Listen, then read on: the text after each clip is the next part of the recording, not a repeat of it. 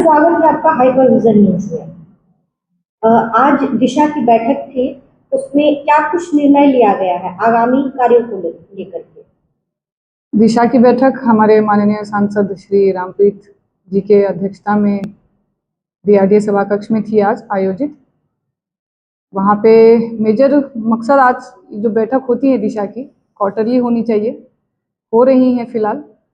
मकसद यही होता है कि ज़िला भर की जितनी भी मेजर समस्याएं हैं, क्योंकि डीएम साहब उसमें सचिव होते हैं, तो उनकी रिव्यू में, उनकी नज़र में रहते हुए सभी पदाधिकारियों के साथ बहुत सारी चीज़ों का रिव्यू किया जाता है, एनालिसिस किया जाता है कि कहाँ सुधार की ज़रूरत है। अभी आप देख सकते हैं कि जनता की अपेक्षा बढ़ गई है। पहले ये था कि हमें किसी भी हाल में बिजली दे दीजिए, बिजली नहीं था बिजली दे दीजिए, बिजली दे दीजिए। अब बिजलियाँ कुछ हद तक अगर मिल रही हैं तो बिजली कटौती ना हो, 1 घंटा भी अगर बिजली नहीं रहती है तो लोगों को कठिनाई होती है। तो वो फुलफिल करना मैंडेट हम लोगों के लिए चैलेंजिंग है। ऐसे ही हर विभाग में, शिक्षा विभाग हो, स्वास्थ्य विभाग हो, कैसे काम बेस्ट हो, क्योंकि हम लोग बेटर करने के संघर्ष में तो हैं ही, लेकिन और भी कैसे बेस्ट दे अपने जनहित में जनता को, इस विषय पे बात हुई। पोस्ट ऑफिस से और आपका रेलवे से कोई भी ऑफिसर्स कभी आते नहीं हैं, उनके लिए शो कॉज किया गया कि उनको इस बैठक में उपस्थित होना है, वो आते नहीं हैं। उसके अलावा बहुत सारे लोगों की समस्याएं थी कि स्कूल्स में बाउंड्री और भवन का निर्माण कार्य बाधित है। डीओ को बहुत क्लियर कट डायरेक्शंस दिए गए कि जवाब में आप भले लिख देते हैं कि शीघ्र ही कार्य शुरू किया जाएगा, उसको सिर्फ लिखित में नहीं करें, शीघ्र सच में काम शुरू करके उसको हैंडओवर भी करा दिया जाए। मधुबनी का ऐसा समीकरण है कि जैसे ही गर्मी आती है पानी का लेवल बहुत नीचे जाता है। वाटर हार्वेस्टिंग मॉडल जब तक नहीं अपनाया जाएगा, मैंने बीच में भी बहुत बार लगातार चर्चा की है कि हार्वेस्टिंग मॉडल को अपनाने के बाद ही जल स्तर का जो बहुत सुखाड़ की स्थिति होती है मधुबनी को, उसी हार्वेस्टिंग के माध्यम से ही कंट्रोल किया जा सकता है। कैसे नलकूप की व्यवस्था, कैसे चापाकल की व्यवस्था, कैसे नल जल की व्यवस्थाओं को इंटैक्ट रखें हम लोग कि गर्मी में जो वाटर शॉर्टेज होता है वो बाधित ना हो ज़िला में, उस पर मेजर ध्यान रखा जाए। और बाकी सारे विभाग के वहाँ पे प्रश्न थे। माननीय जितने भी जनप्रतिनिधिगण थे, जितने भी मनोनीत सदस्य थे, सब लोगों ने अपनी अपनी समस्या कही, सब लोगों ने एक डिटेल डिस्कशन किया और सभी पदाधिकारियों द्वारा उसका प्रोसीडिंग के द्वारा अनुपालन दिया गया, और जिनका अनुपालन नहीं आया, फ्यूचर में अनुपालन आए उसके लिए डायरेक्शंस दिए गए। मुख्यतः कौन कौन सी समस्याएं हैं जो इस बार जो है प्रश्न चिन्ह के रूप में देखने को मिला है आपको? देखिए, मेजर समस्या आपके स्कूल्स की और रोड्स की हैं। काफ़ी जगह विभाग का, सरकार के पास ये डिनाई नहीं कर सकते हैं कि फंड की थोड़ी सी दिक्कत है, फंड आ नहीं रहा, जिस वजह से बहुत जगह टेंडर पास हुए भी काम स्टार्ट नहीं हो पा रहे। तो उसको कैसे स्टार्ट किया जाए? फंड एलोकेशन की वजह से खेल विभाग का भी बहुत सारे फील्ड में मिनी स्टेडियम के लिए, फुटबॉल ग्राउंड के लिए चिन्हित किया गया है, लेकिन डिपार्टमेंट के पास फंड नहीं है, उस वजह से काम रुका है। जैसे फंड आएगा उसको स्टार्ट करो। आरसीडी, आरडब्ल्यूडी के बहुत सारे स्कीम्स पास हुए हैं, लेकिन फंड नहीं है, इसलिए ठेकेदार काम स्टार्ट नहीं कर रहा है, उसको स्टार्ट किया जाए। मेजर फोकस यही था। स्कूल में जो खास करके है बहुत सारी समस्याएं देखने को मिल रही है, जो शिक्षा के मंदिर से बोल सकते हैं, उनमें ऐसी ऐसी चीज आ रही है। 2 क्लास के अंदर बहुत सारे जो स्टूडेंट्स हैं, क्षमताओं से ज्यादा वो उसमें पढ़ रहे हैं।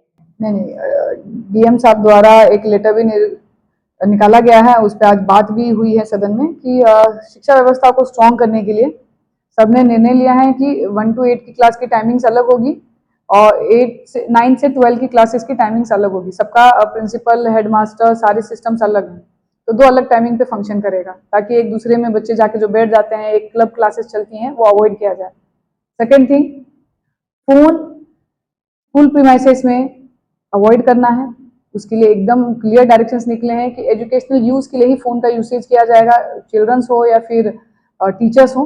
बच्चे की शिक्षा कैसे मजबूत हो, मधुबनी का नाम बच्चे कैसे रोशन करे, क्योंकि ये हमारे फ्यूचर हैं, आने वाली जनरेशन हमको प्रेजेंट करेगी पूरे देश भर में, तो उनको एक बेस्ट एजुकेशन कैसे मिले विदाउट कॉम्प्रोमाइज, उस पर डिटेल बात हुई। क्या क्या चीजें हैं जो शामिल किए गए हैं कि उससे एजुकेशन है बेहतर हो सके? नहीं, कहा ना, बच्चे लोग आजकल बहुत ज्यादा फोन में रहते हैं।